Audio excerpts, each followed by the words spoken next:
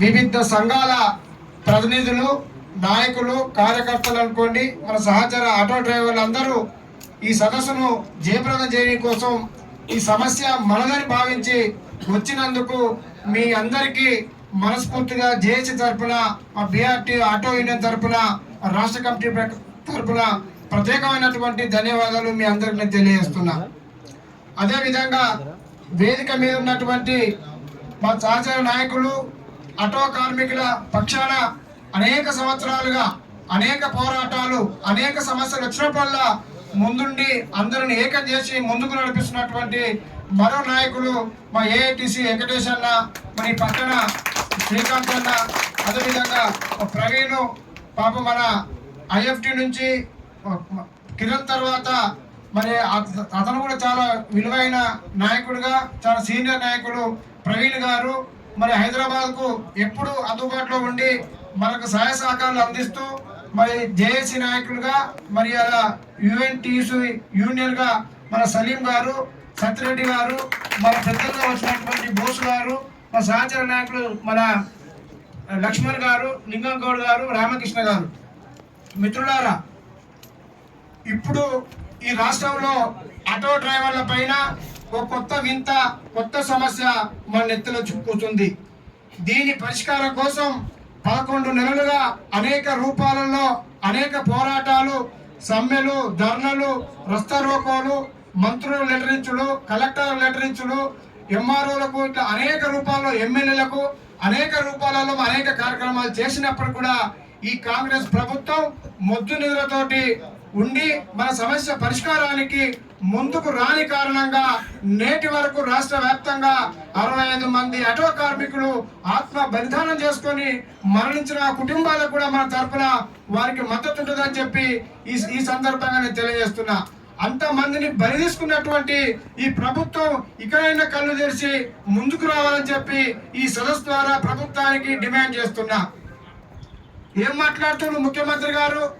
మొన్న జరిగినటువంటి ఏదైతే కాంగ్రెస్ పార్టీ ఈ సంవత్సరం పూర్తి చేసుకున్న సందర్భంగా మేము సంబరాలు నిర్వహించుకుంటున్నాం, చాలా బ్రహ్మాండంగా అమలు చేసినాం అనేక పథకాలని చెప్పి చెప్పుకుంటున్నట్టు ఈ ముఖ్యమంత్రి గారు మొన్న వరంగల్ సభలో ఏం మాట్లాడినంటే తన నోటికి వచ్చినట్టు ఆటో కార్మికులను చిన్న చూపు చేసి మాట్లాడుతూ రాజకీయంగా మనం చేసిన ప్రతి ప్రోగ్రామును తన రాజకీయంగానే మాట్లాడుతుంది తప్ప వీళ్ళు ఒక సమస్యతో ఎదుర్కొంటున్నారు. ఈ సమస్య పరిష్కారం కోసం ముఖ్యమంత్రిగా నేను మీ సమస్య పరిష్కారం చేస్తానని ఏ వేదికలు కూడా మాట్లాడిన సందర్భాలు మనం చూడలేదు 11 నెలల కాలంలో. అప్పుడు సీఎం ఆఫీసు ముందర స్వయాన ఓ ఆటో డ్రైవరు ఆవేదనతోటి గిరాకీ కాక అక్కడ వాళ్ళు ఏదైతే ప్రగతి భవన్ ప్రజాభవన్ గా మార్చుకొని అక్కడ వాళ్ళు ఆటోను తన బాధలు వెలపుచ్చుకోవడానికి నేను భరించలేని చెప్పి ఒక ఆటో డ్రైవరు, నాయక్ అనే ఆటో డ్రైవరు అక్కడ మీరాపూర్ నుంచి వచ్చి అక్కడ ఆటో కాల్చుకుంటే ఈ ముఖ్యమంత్రి గారితో సమాధానంగా అసెంబ్లీ సాక్షిగా ఏం మాట్లాడినంటే, తమాషాలు చేస్తున్నారా, ఇది కొన్ని సంఘాలు, కొన్ని పార్టీలు ఇవి ఆటోను కాల్చిపిచ్చినాయి, మాకు తెలియదా అని చెప్పి విడ్డూరంగా మాట్లాడి తప్ప ఈ సమస్య పరిష్కారానికి మీరు ఆందోళన చెందొద్దు, నేనున్నా అని చెప్పి ముఖ్యమంత్రి గారు మాట్లాడలే. మనం భిక్షాటన చేసి గత 5-6 నెలలుగా అనేక మంది ఆటో డ్రైవర్లు భిక్షాటన చేస్తే ఏం డ్రామా చేస్తున్నా మీరంతా చెప్పి ముఖ్యమంత్రి గారి హోదాలో మాట్లాడడం జరిగింది.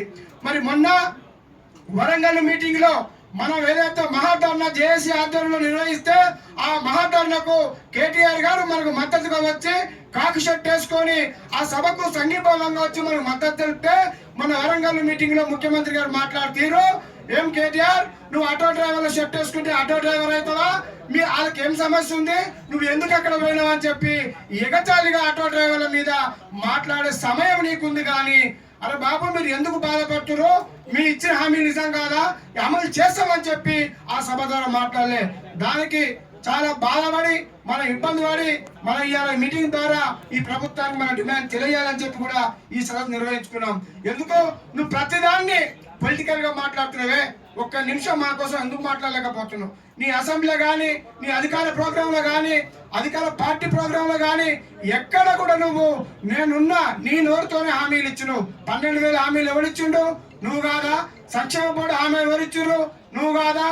బీఆర్ఎస్ పార్టీ ప్రభుత్వం చేయనటువంటి అనేకమైన పనులు నేను చేసి చూపిస్తా, మీకు నన్ను నమ్మండి అని చెప్పి ఆటో కార్మికులకు పాదయాత్రలో హామీ ఇచ్చింది ఈ ముఖ్యమంత్రి రేవంత్ రెడ్డి కాదా అని చెప్పి ఈ వేదిక ద్వారా మన ఆటో డ్రైవర్ల పక్షాన మనం ప్రభుత్వాన్ని అడుగుతున్నాం. కాబట్టి ఈ అమలు చేయడంతో పోకపోతే మేము ఎట్లుకుంటాం? మీ అమలు జరగకపోతే లక్షలాది మంది కార్మికులు రోడ్డున పడితే అనేక మంది ఆత్మహత్యలు చేసుకుని ఆ కుటుంబాలు రోడ్డున పడితే మేము చూసుకుంటూ కూర్చోవాలా? నువ్వు చెప్పినటువంటి మాటలు ఇంకా ఎంతకాలం మేము నమ్మాలా? ఇక మేము సహించాం, ఇక మేము నమ్మమని చెప్పి మేము మొన్న మహాదారం నుంచే చెప్పినాం. ఇక నుంచి మా కార్యక్రమాలు నిత్యం ఉంటాయి, ఇక నుంచి మా కార్యక్రమాలు ప్రతి సందర్భంలో ఉంటాయి. మీరు ఎక్కడ మమ్మల్ని వ్యతిరేకించి మాట్లాడినా, మీరు ఎక్కడ మమ్మల్ని చిన్న చూపు చూసినా వెంటనే సభలు పెట్టి ఖండిస్తామని చెప్పి మేము మహాత్మలు ఇచ్చిన మాట ప్రకారంగా ఈ రోజు బెసరబాగులో కూడా ఈ సభ ద్వారా మేము ముఖ్యమంత్రి గారికి ప్రభుత్వానికి కూడా మేము హెచ్చరిక చేస్తున్నాం. కాబట్టి నువ్వు ఇచ్చిన ఎందుకు అమలు చేయవు? ఇవాళ మహాలక్ష్మి పథకం పేరుతోటి ఒక పక్క ఆటో డ్రైవర్లు ఇబ్బంది పడుతున్నారు, రెండో పక్క ఓలా ఊబర్ ర్యాపిడో ఇప్పుడు ఏదైతే మన బోసు గారు చెప్పారో వాడో పక్క ఈ ఇద్దరు దోపిడీ మన ఆర్థికంగా నష్టపోయిన కారణం. ఎప్పుడైనా ప్రపంచంలో దేశంలో ఏ కార్మికులైనా ఏ ప్రజలైనా ఎప్పుడైతే మనం ఉపాధి కోల్పోతారో అప్పుడే రోడ్డెక్కి కొట్లాడతారు. ఎప్పుడైతే మనం బతకలేని పరిస్థితి వస్తుందో ఆ బతుకులు కాపాడడం కోసమే మనం రోడ్డెక్కుతాం తప్ప మనం ఏదో డబ్బుల కోసమో ఏదో పని లేక మనం రోడ్డెక్కే పరిస్థితి లేదు. కాబట్టి ప్రభుత్వం అర్థం చేసుకోవాలి. కాబట్టి ఇలా జేఏసీగా నాయకులుగా మనం అందరం మాట్లాడుకున్నాం. మీ ఉన్నటువంటి లక్షలాది మంది కార్మికులు పాటిస్తారు కాబట్టి ఈ వేదిక ద్వారా చెప్పదలుచుకున్నాం. మనము ఈ ఏదైతే వచ్చే డిసెంబరు ఈ మొన్న జరిగినటువంటి వరంగల్ మీటింగ్ నుంచి డిసెంబర్ 9వ తారీఖు వరకు ఈ ప్రభుత్వం మేము బాగా ఘనంగా చేసినామని చెప్పి